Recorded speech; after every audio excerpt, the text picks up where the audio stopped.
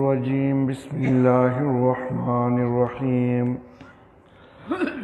الحمد للہ رب العالمین الرحمن الرحیم مالک یوم الدین ایاک نعبد و ایاک نستعین اہدنا الصراط المستقیم صراط الذین انعمت علیہم غیر المغضوب علیہم ولا الضالین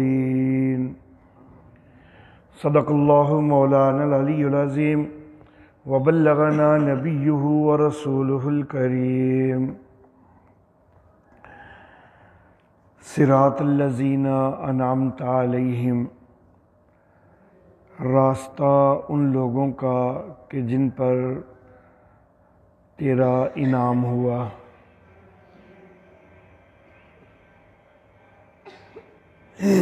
محترم احباب، دعائیہ کلمہ آیا اہدنا الصراط المستقیم کہ یا اللہ ہم کو سیدھے راہ کی ہدایت دے، اور پھر وہ جو سیدھی راہ ہے اس راہ کے رہنماؤں کا تذکرہ ہوا کہ اس راہ کے رہنما وہ ہیں کہ جن پر اللہ کا انعام ہوا ہے، جن پر غضب نہیں ہوا، جو گمراہ نہیں ہوئے۔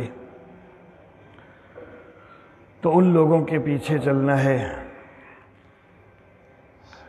مغضوب علیہ کے پیچھے نہیں چلنا، ظالم کے پیچھے نہیں چلنا، بلکہ منعم علیہ جو ہیں جن کے اوپر اللہ کا انعام ہے ان کے پیچھے چلنا ہے۔ اب انعام کن پر ہے؟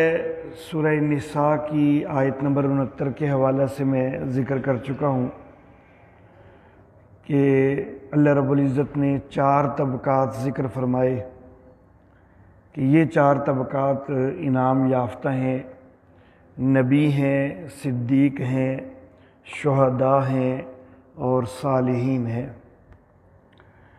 ان میں سے جو اولین طبقہ ہے وہ انبیاء کرام علیہم السلام کا ہے۔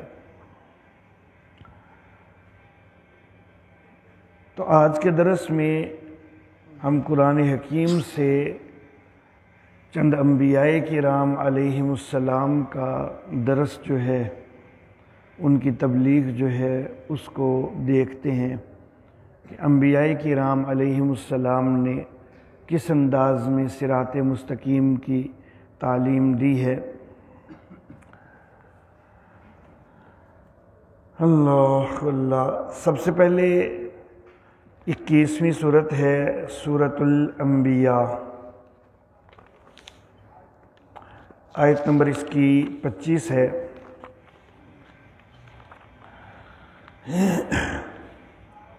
صفحہ 292 صفحہ کا بالکل آخر۔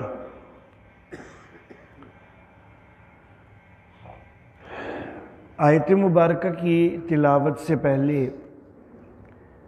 میں ایک بات یہ بھی کہنا چاہوں گا کہ یہ جو سورت ہے اس سورت کا نام سورۃ الانبیاء ہے،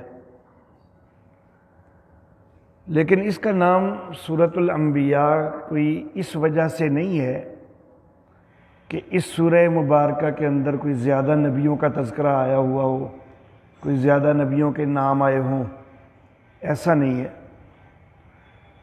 اگر زیادہ نبیوں کے نام دیکھے جائیں تو وہ تو سورۃ الانعام کے اندر ایک ہی مقام پر اکٹھے 18 نبیوں کا تذکرہ ہوا ہے۔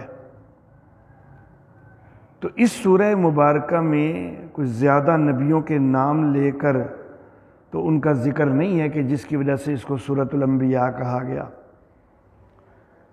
تو اس کو سورۃ الانبیاء پھر کیوں کہا گیا؟ اس کی وجہ یہی آیت مبارکہ ہے جو میں تلاوت کرنے لگا ہوں کہ اس سورہ مبارکہ کے اندر سارے نبیوں کی دعوت کا تذکرہ کیا گیا ہے کہ سارے نبیوں کی دعوت کی بنیاد کیا تھی، اور وہی بنیاد صراط مستقیم کی بنیاد ہے۔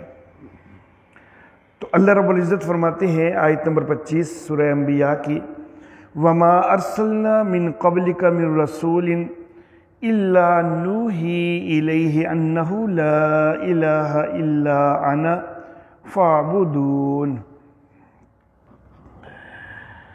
اور ہم نے نہیں بھیجا آپ سے پہلے کوئی رسول مگر یہ کہ ہم نے اس کی طرف یہ وحی کی کہ انہ لا الہ الا انا، کہ میرے سوا کوئی معبود نہیں ہے، فاعبدون، تو بندگی میری ہی کرو۔ تو یہ وحی جو ہے یہ ہر نبی کو جو ہے یہ کی گئی، ہر نبی کی تبلیغ کا بنیادی نقطہ یہی رہا ہے کہ اللہ کے سوا معبود کوئی نہیں ہے اور بندگی اللہ ہی کی ہونی چاہیے، یعنی اللہ کو وحدہ لا شریک مانتے ہوئے اسی کی بندگی کرنا، تو یہ صراط مستقیم کی بنیاد ہے۔ یہاں پر ایک بات میں اور ذکر کرنا چاہوں گا،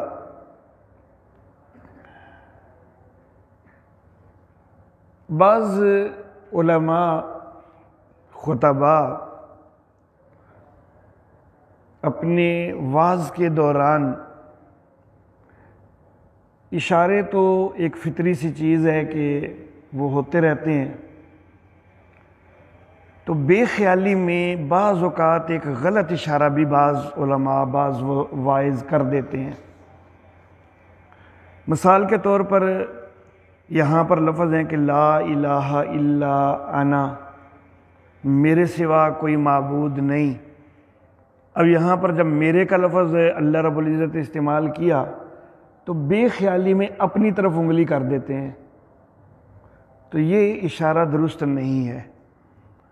یہ اللہ رب العزت کے لیے جو ہے یہ لفظ ہے، اور اپنی طرف انگلی کر دینا اس مقام پر ہوتا بے خیالی میں ہے۔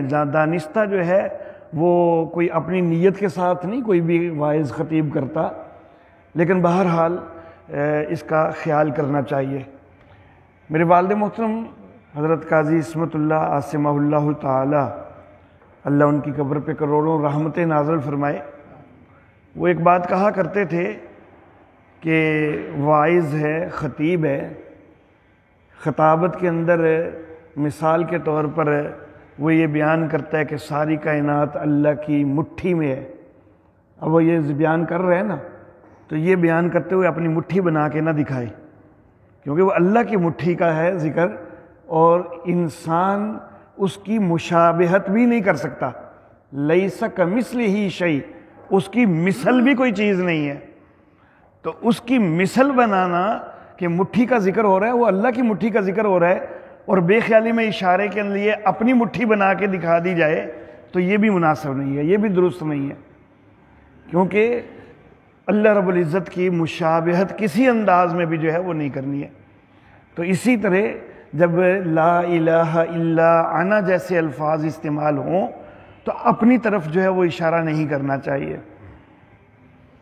بے خیالی میں ہو جائے گناہ نہیں ہے، لیکن بہتر یہ ہے کہ اجتناب کیا رہے۔ اللہ اللہ۔ تو بہرحال انبیاء کرام علیہم السلام، ان کی دعوت کا یہ بنیادی نقطہ ہوا جو یہاں پر ذکر ہوا ہے۔ سورۃ الاعراف ہے، 7ویں سورت ہے، آیت نمبر اس کی 59۔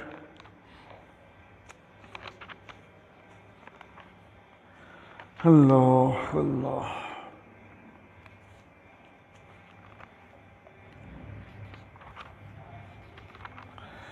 جی صفحہ میرے پاس 143 ہے۔ یہاں پر اللہ رب العزت سیدنا نوح علیہ الصلاۃ و تسلیمات کا تذکرہ فرما رہے ہیں، اور حضرت نوح علیہ الصلاۃ و تسلیمات نے کس انداز میں اپنی قوم کو دعوت دی تو وہ اللہ ذکر فرما رہے ہیں۔ اللہ فرماتے ہیں لَقَدْ أَرْسَلْنَا نُوحًا إِلَىٰ قَوْمِهِ، البتہ تحقیق ہم نے بھیجا۔ اب یہاں پر بھی وہ لفظ آ گیا نا، ہم نے بھیجا، تو یہاں پر بھی اپنی طرف اشارہ نہیں کرنا چاہیے کہ ہم نے بھیجا یا اللہ نے بھیجا ہے نا، تو ہم نے بھیجا نوح علیہ السلام کو اپنی قوم کی، ان کی قوم کی طرف۔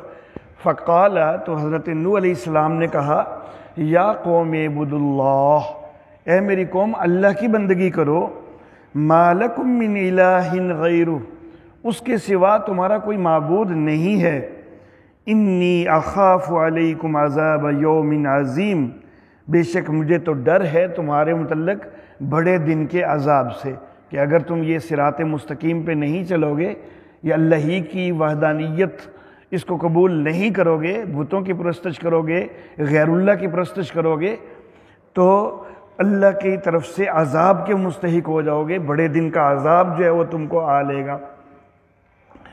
قرآن حکیم کے اندر ایک ایک نبی کی دعوت کا تذکرہ کئی مقامات پر آیا ہے، لیکن میں اختصار کے ساتھ جو ہے وہ صرف چند انبیاء کرام علیہم السلام کی دعوت کا صرف ایک مقام سے جو ہے وہ ذکر کر کے آگے جانا چاہوں گا۔ 11ویں سورت ہے سورہ ہود، اس کی آیت نمبر 50۔ اللہ رب العزت اس میں سیدنا ہود علیہ الصلاۃ والتسلیمات کا ہی تذکرہ فرما رہے ہیں، جو کہ قوم عاد کی طرف مبعوث کیے گئے، صفحہ 205 کا بالکل آخر ہے۔ اللہ فرماتے ہیں وَإِلَىٰ عَادٍ أَخَاهُمْ هُودًا، اور عاد کی طرف یہ قوم کا نام ہے، اور عاد کی طرف ان کے بھائی ہود علیہ السلام کو مبعوث کیا گیا، ان کو بھیجا گیا۔ قالا، تو انہوں نے یہ کہا، یا قوم اعبدوا اللہ، اے میری قوم اللہ ہی کی بندگی کرو، ما لکم من الہ غیرہ، اس کے سوا تمہارا کوئی معبود نہیں ہے، ان انتم الا مفترون، تم نہیں ہو مگر جو ہے وہ افطرا باندھنے والے، افطرا باندھتے ہو تم، یعنی تم نے جو اللہ کے سوا غیروں کو کئی صفات دے رکھی ہیں نا، کسی کو داتا کہتے ہو، کسی کو گنج بخش کہتے ہو، کسی کو حاجت روا، کسی کو مشکل کشا کہتے ہو، تو یہ صرف افطرا ہیں، یہ صرف غلط نام جو ہے وہ تم نے بنا لیے ہوئے ہیں۔ اللہ اللہ۔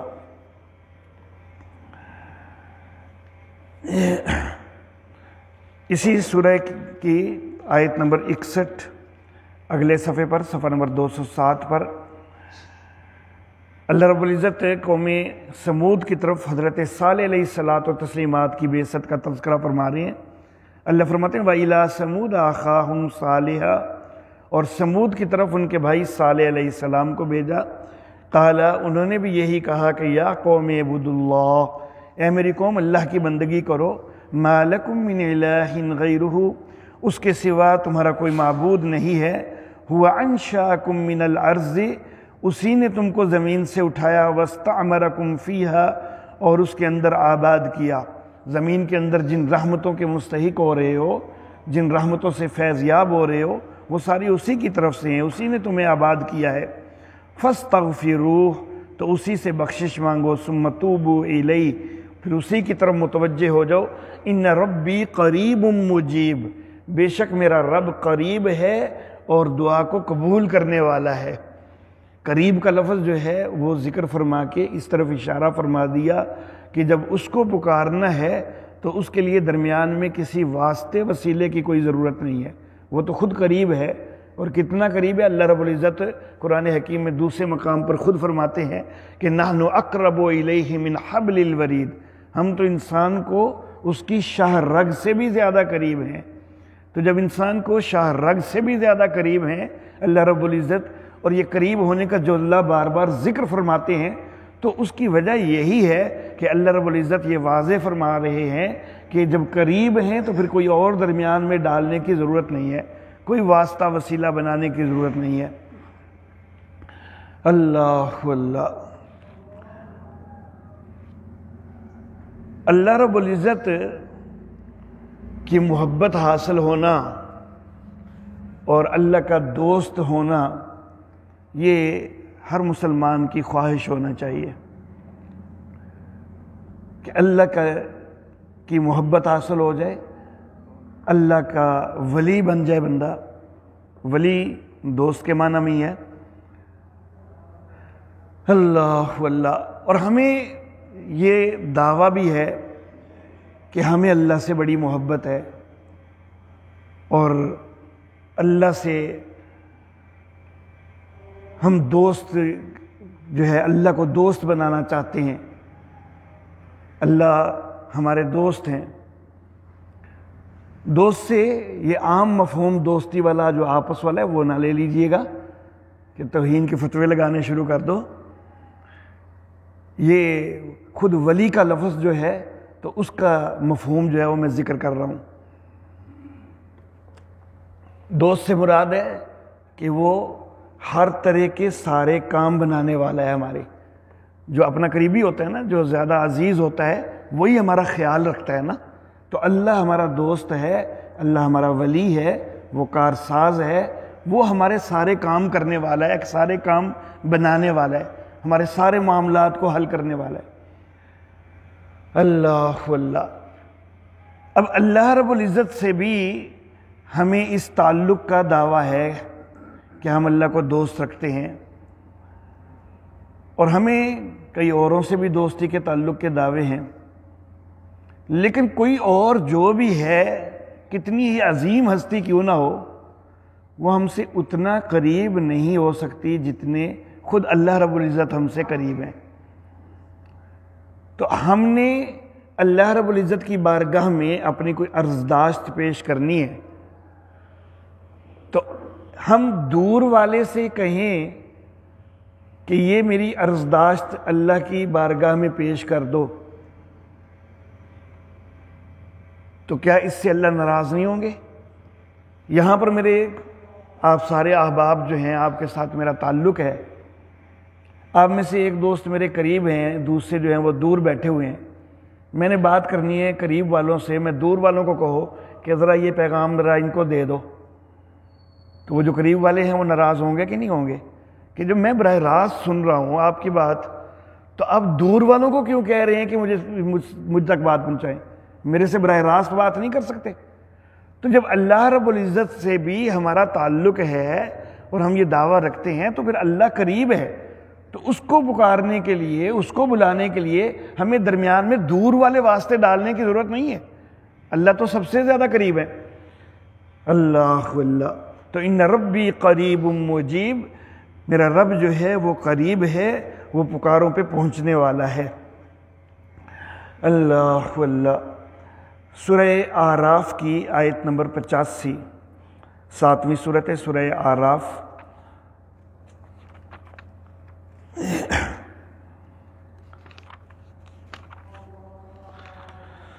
جی صفحہ نمبر 146 ہے۔ اللہ رب العزت سیدنا شعیب علیہ الصلاۃ والتسلیمات کا تذکرہ فرما رہے ہیں۔ اللہ فرماتے ہیں وَإِلَىٰ مَدْيَنَ أَخَاهُمْ شُعَيْبًا، اور مدین والوں کی طرف، مدین کی طرف یہ علاقے کا نام ہے، ان کے بھائی شعیب علیہ السلام کو بھیجا۔ قال، انہوں نے یہی کہا کہ یا قوم اعبدوا اللہ، اے میری قوم اللہ کی بندگی کرو، ما لکم من الہ غیرہ، اس کے سوا تمہارا کوئی معبود نہیں ہے۔ تو سارے انبیاء جو ہیں وہ یہی درس دیتے آ رہے ہیں۔ اللہ اللہ۔ قد جاءتکم بینۃ من ربکم، تمہارے پاس تمہارے رب کی طرف سے دلیل آ چکی ہے۔ تو پھر جب رب کی طرف سے جو ہے وہ دلیل آ چکی ہے، یعنی یہ بات بڑے براہین کے ساتھ ثابت ہے کہ وہی وحدہ لا شریک ہے، معبودیت کے لائق وہی ہے، یہ پورے دلائل کے ساتھ یہ بات ثابت ہے، تو جب یہ دلائل بھی آ چکے ہیں تو پھر اس کی بندگی سے ہٹ کر غیروں کی بندگی کی طرف کیوں جاتے ہو؟ تمہارے پاس دلیل آ چکی ہے تمہارے رب کی طرف سے۔ پھر یہ جو حضرت شعیب علیہ الصلاۃ والتسلیمات کی قوم تھی، شرک کے علاوہ چند اور خرابیاں ان کے اندر بہت زیادہ پائی جاتی تھیں۔ ایک ماپ تول کے اندر بہت کمی کرنے والی، اور دوسری کافروں کو لوٹنا، فساد پھیلانا، ڈکیتیاں کرنا، تو یہ چیز ان میں پائی جاتی تھی۔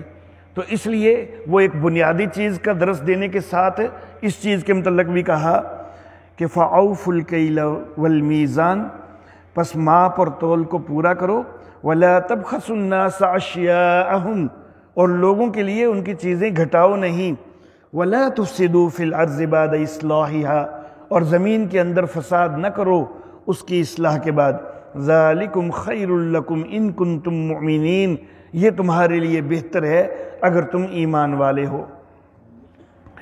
سورہ عنکبوت ہے، 29ویں سورت ہے، آیت نمبر 16-17،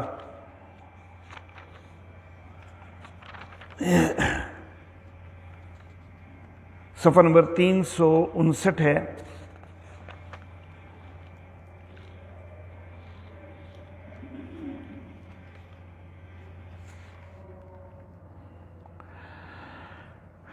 گزشتہ درس میں بھی میں نے سیدنا ابراہیم علیہ الصلاۃ و تسلیمات کی دعوت کا کچھ تذکرہ کیا تھا۔ گزشتہ درس اہدنا الصراط المستقیم کے حوالہ سے تھا، تو میں نے اس مقام کا تذکرہ کیا تھا کہ صراط مستقیم کا مترادف صراط سویہ کا لفظ جو ہے وہ وہاں پر استعمال ہوا تھا، تو میں نے اس مناسبت سے کل جو ہے گزشتہ درس میں اس کا ذکر کیا تھا۔ لیکن وہ جو دعوت تھی تو وہ خاص اپنے والد کی طرف تھی، تو آج جو میں ان کی دعوت پوری قوم کی طرف ہے، تو آج کے درس میں اس کا تذکرہ کرنا چاہوں گا۔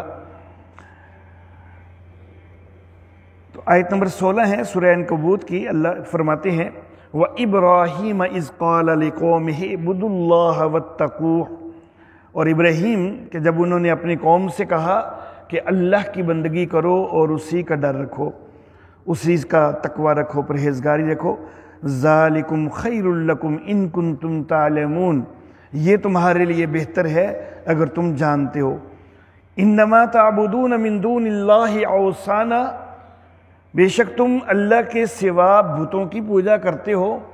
اور میں نے یہ پہلے بھی واضح کیا تھا کہ یہ جو بتوں کی پوجا ہوتی ہے تو اس میں مقصود ان کا وہ بت نہیں ہوتے، لیکن جن کی وہ مورتیاں بنائی گئی ہوتی ہیں وہ شخصیات مقصود ہوتی ہیں۔ وَتَخْلُقُونَ إِفْكًا، تم بتوں کی پوجا کرتے ہو اور ساتھ تم الزام گھڑتے ہو، الزام پیدا کرتے ہو، تم بہتان گھڑتے ہو۔ یہ کون سے بہتان گھڑتے ہیں کہ اللہ رب العزت نے تو کسی کو حاجت روا نہیں بنایا، اللہ نے تو کسی اور کو مشکل کشا نہیں بنایا، اللہ نے تو کسی کو داتا نہیں بنایا، اللہ نے کسی کو گنج بخش نہیں بنایا، لیکن انہوں نے کسی کا نام کیا رکھ دیا ہوتا ہے، کسی کا کیا رکھ دیا ہوتا ہے۔ اللہ فرماتے ہیں کہ یہ جو ہے یہ الزام گھڑے ہوتے ہیں تم بتوں کی پوجا کرتے ہو اور ان کی طرف کئی صفات منسوب کرنے لگ جاتے ہو، یہ صرف الزام ہے، یہ اللہ رب العزت نے ان کے اندر یہ صلاحیتیں پیدا نہیں کی ہیں۔ یہ ساری چیزیں جو صفات کارسازی والی ہیں یہ تو ساری اللہ ہی کے لیے ثابت ہیں۔ ان الذین تعبدون من دون اللہ، جن کو تم جو ہے جن کی تم بندگی کرتے ہو اللہ کے سوا، لا یملکون لکم رزقا، وہ تمہارے لیے رزق کا اختیار نہیں رکھتے۔ تم ان کو داتا کہنے لگ جاتے ہو لیکن وہ تو رزق کا اختیار نہیں رکھتے۔ فابتغوا عند اللہ الرزق، اللہ کے ہاں رزق تلاش کرو، واعبدوہ، اور اسی کی بندگی کرو، واشکروا لہ، اور اسی کا شکر ادا کرو، الیہ ترجعون، اسی کی طرف تم نے لوٹائے جانا ہے۔ سورۃ البقرہ کی آیت نمبر 133 ہے، اس کے اندر اللہ رب العزت حضرت یعقوب علیہ الصلاۃ و تسلیمات کا تذکرہ فرما رہے ہیں اور ان کے بیٹوں کا تذکرہ فرما رہے ہیں۔ صفحہ نمبر 19 ہے میرے پاس۔ اللہ فرماتے ہیں ام کنتم شہداء اذ حضر یعقوب الموت، کیا تم اس وقت موجود تھے کہ جب حضرت یعقوب علیہ الصلاۃ و تسلیمات کے لیے موت کا وقت آیا؟ اذ قال لبنیہ، جب وہ وفات کے قریب ہوئے تو انہوں نے کہا اپنے بیٹوں سے، ما تعبدون من بعدی، میرے بعد تم کس کی بندگی کرو گے؟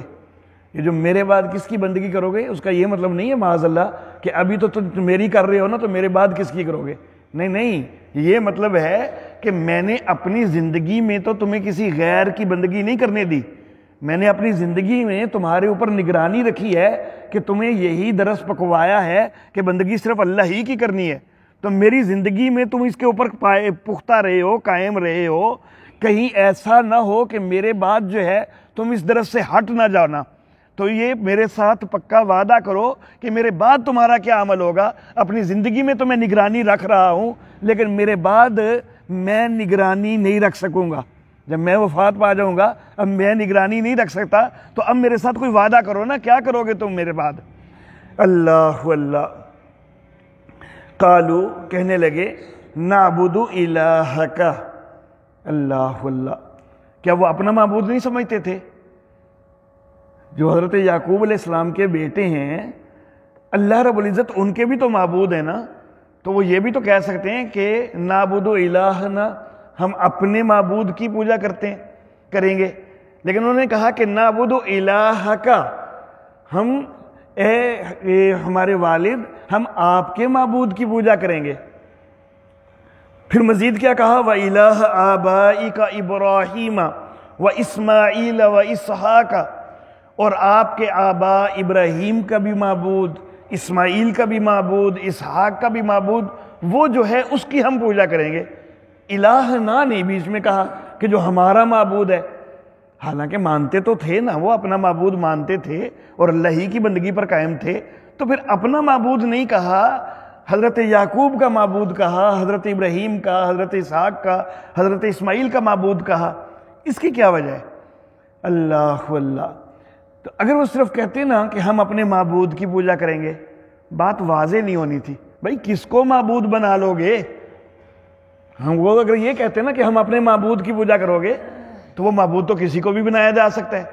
تو انہوں نے یہ کہا کہ ہم اس معبود کی پوجا کریں گے کہ جس معبود کی تعلیم ہمیں آپ نے سکھائی ہے۔ یہ الہ کا جو ہے، اس سے مراد ہے کہ وہ یہ نہیں کہ وہ معبود آپ کا ہے تو ہمارا نہیں ہے، بلکہ یہ ہے کہ اس معبود کا تعارف، اس اللہ رب العزت کا تعارف ہم نے آپ سے سنا ہے، ہمیں آپ نے بتلایا کہ اللہ معبود ہے، ہمیں آپ کے آبا نے بتایا، ابراہیم علیہ السلام نے بتایا ہے، اسماعیل علیہ السلام نے بتایا ہے، اسحاق علیہ السلام نے بتایا ہے، تو ہم اسی معبود کی پوجا کریں گے کہ جو ان ہمارے آبا نے ہمیں بتایا ہے، ہم کوئی اور اپنا معبود نہیں بنا لیں گے۔ تو اگر وہ صرف کہتے ہیں نا کہ ہم اپنے معبود کی پوجا کریں گے، تو وہ بات واضح نہیں ہونی تھی کہ کون سا تمہارا معبود، کس معبود کی بات کر رہے ہو۔ ایسا نہ ہو کہ کہیں اور کسی اور کو معبود بنا کے کہو کہ ہم اپنے معبود کی ہی پوجا کر رہے ہیں۔ تو اس لیے انہوں نے واضح کیا کہ نہیں، ہم کسی اور اپنے بنائے ہوئے کوئی معبود کی پوجا نہیں کریں گے، بلکہ اسی معبود کی پوجا کریں گے کہ جس کا آپ نے ہمیں جو ہے وہ تعلیم دی ہے۔ الہا واحدا، اور وہ ایک ہی معبود ہے، ہم کسی اور کو معبود مانتے ہی نہیں ہیں، معبود ہے ہی وہ ایک ہی ہے۔ وَنَحْنُ لَهُ مُسْلِمُونَ، اور ہم اسی کے فرمانبردار ہیں۔ اللہ اللہ۔ سورہ یوسف ہے، آیت نمبر 38، 12ویں سورت ہے سورہ یوسف۔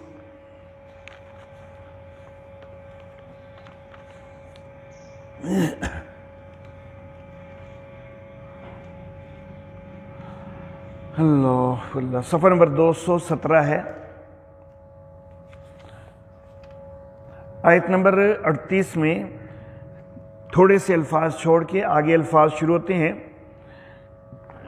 ما کان لنا ان نشرک باللہ من شیء، یہ سیدنا یوسف علیہ الصلاۃ والتسلیمات، ان کی دعوت کا تذکرہ ہو رہا ہے کہ ہمارے لیے یہ نہیں ہے کہ ہم اللہ کے ساتھ کسی کو بھی شریک بنائیں، کسی چیز کو بھی۔ ذالک من فضل اللہ علینا وعلی الناس، یہ اللہ کا فضل ہے ہمارے اوپر اور لوگوں کے اوپر۔ ولیکن اکثر الناس لا یشکرون، لیکن اکثر لوگ جو ہیں وہ شکر گزار نہیں ہوتے۔ یا صاحب السجن، اے میرے قید کے ساتھیوں، حضرت یوسف علیہ الصلاۃ والتسلیمات قید میں ہیں اور ان کے قریب ساتھ جو 2 ساتھی اور قید میں ہیں، ان کو جو ہے وہ خطاب کر رہے ہیں۔ اَأَرْبَابٌ مُتَفَرِّقُونَ خَيْرٌ أَمِ اللَّهُ الْوَاحِدُ الْقَهَّارُ، کیا الگ الگ خدا، الگ الگ رب بہتر ہیں یا ایک اللہ ہی جو کہ زبردست ہے؟ اللہ واللہ۔ ما تعبدون من دونه الا اسماء سمیتموها انتم وآباؤکم، تم نہیں بندگی کرتے ہو اس سے ہٹ کر مگر صرف کچھ نام ہیں کہ جو تم نے رکھ لیے اور تمہارے آبا نے رکھ لیے، یعنی جن کو تم پوجتے ہو تم نے ان کے نام رکھ لیے ہیں، تم نے ان کو حاجت روا کہنا شروع کر دیا ہے، تم نے ان کو معبود کہنا شروع کر دیا ہے، تم نے ان کو مشکل کشا کہنا شروع کر دیا ہے۔ یہ تمہارے رکھے ہوئے نام ہیں، حقیقت میں ان کے اندر یہ چیز نہیں پائی جاتی، یہ صفات صرف اللہ ہی کے لیے ثابت ہے۔ تو تم اللہ کے سوا جن کو یہ کارساز وغیرہ سمجھ کے پوجتے ہو، یہ تو صرف تو کچھ نام ہیں جو تم نے رکھ لیے ہوئے ہیں، تم نے رکھ لیے، تمہارے آبا نے رکھ لیے۔ ما انزل اللہ بہا من سلطان، اللہ نے اس کے اوپر کوئی دلیل نازل نہیں کی ہے۔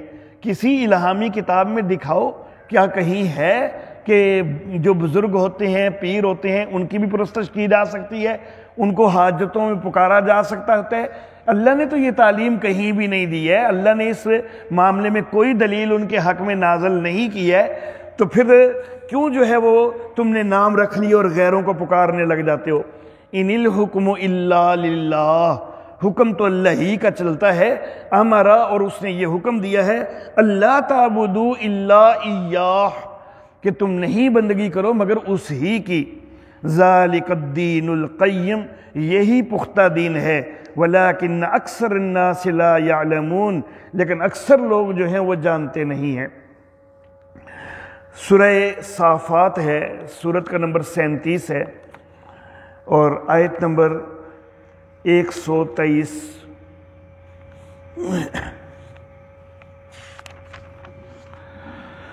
اللہ اکبر، صفحہ نمبر 407 ہے۔ یہاں پر اللہ رب العزت سیدنا الیاس علیہ الصلاۃ والتسلیمات کا تذکرہ فرما رہے ہیں۔ اللہ فرماتے ہیں وَإِنَّ إِلْيَاسَ لَمِنَ الْمُرْسَلِينَ، اور بے شک الیاس جو ہیں وہ بھی رسولوں میں سے تھے، بھیجے ہوئے میں سے تھے۔ اِذْ قَالَ لِقَوْمِهِ أَلَا تَتَّقُونَ، جب انہوں نے اپنی قوم سے کہا کہ تم ڈرتے نہیں ہو۔ أَتَدْعُونَ بَعْلًا، کیا تم بال کو پکارتے ہو؟ حالانکہ اللہ ہی کو پکارنا چاہیے، کسی اور کو نہیں پکارنا چاہیے، اور تم نے بال کو معبود بنا لیا، تم بال کو پکارتے ہو۔ وَتَذَرُونَ أَحْسَنَ الْخَالِقِينَ، اور تم چھوڑتے ہو اچھے خالق کو، اللہ جو کہ اللہ ہے، ربکم ورب آبائکم الاولین، جو تمہارا بھی رب ہے اور تمہارے پہلے آبا کا بھی وہی رب ہے، اس کو احسن الخالقین کو چھوڑ کر تم بال کی پوجا کرنے لگ گئے ہو، بال کو پکارنے لگ گئے ہو۔ تو یہ بال کو پکارنے والا شرک نہ کرو، بلکہ اللہ ہی کی بندگی کی طرف آ جاؤ۔ 27ویں سورت ہے سورۃ النمل، آیت نمبر 15۔ اللہ اکبر، صفحہ نمبر 341۔ اس میں اللہ رب العزت سیدنا داود علیہ الصلاۃ والتسلیمات اور سیدنا سلیمان علیہ الصلاۃ والتسلیمات کا تذکرہ فرماتے ہیں۔ اللہ فرماتے ہیں وَلَقَدْ آتَيْنَا دَاوُودَ وَسُلَيْمَانَ عِلْمًا، اور البتہ تحقیق ہم نے داود اور سلیمان دونوں کو علم دیا۔ اب وہ جو دونوں کو علم دیا تو اس علم کے ساتھ انہوں نے کہا کیا؟ انہوں نے کہا یہ وقال الحمدللہ، دونوں نے یہی کہا کہ ساری کارسازی کی صفات اللہ ہی کے لیے ثابت ہیں، ساری تعریفیں اللہ ہی کے لیے ثابت ہیں۔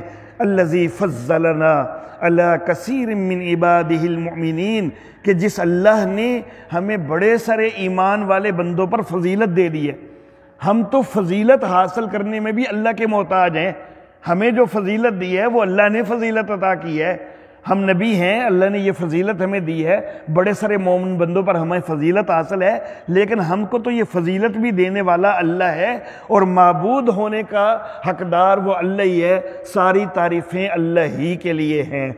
تو سورۃ الفاتحہ کی ابتدا بھی اسی چیز سے ہو رہی ہے کہ سب تعریفیں اللہ ہی کے لیے ہیں۔ تو سیدنا داود علیہ السلام اور سیدنا سلیمان علیہ السلام وہ یہی درس دے رہے ہیں کہ بھئی سب تعریفیں اللہ ہی کے لیے ہیں، کہ کارسازی والی ساری صفات، ہر وہ تعریف کہ جو اللہ کی ذات کے لائق ہے وہ اللہ ہی کے لیے ہے، وہ کسی اور کے لیے نہیں ہے۔ اور یہی چیز جو ہے یہ صراط مستقیم ہے کہ وحدہ لا شریک مانا جائے اللہ رب العزت کو، اور اس ہی کی بندگی کی جائے، کسی اور کو بندگی جو ہے کہ لائق مستحق نہ سمجھا جائے، اور پھر اس عقیدے کے ساتھ ساتھ اپنے اعمال کی بھی اصلاح کی جائے، جیسا کہ گزشتہ درس میں جو ہے میں اعمال کے حوالہ سے بھی ساتھ بات کر چکا ہوں۔ تو اپنے یہ عقیدہ پختہ ہو جائے۔ تو یہ انبیاء کرام، چند انبیاء کرام علیہ السلام کا میں نے تذکرہ کیا۔ اب آئندہ درس جو ہے اس کے اندر خاص نبی اکرم صلی اللہ علیہ وسلم نے کس کس انداز میں جو ہے وہ دعوت توحید دی ہے اور شرک کے کس کس رخ کا رد کیا ہے، تو انشاءاللہ آئندہ درس کے اندر جو ہے وہ اس کا ذکر آ جائے گا۔ وآخر دعوانا الحمدللہ رب العالمین۔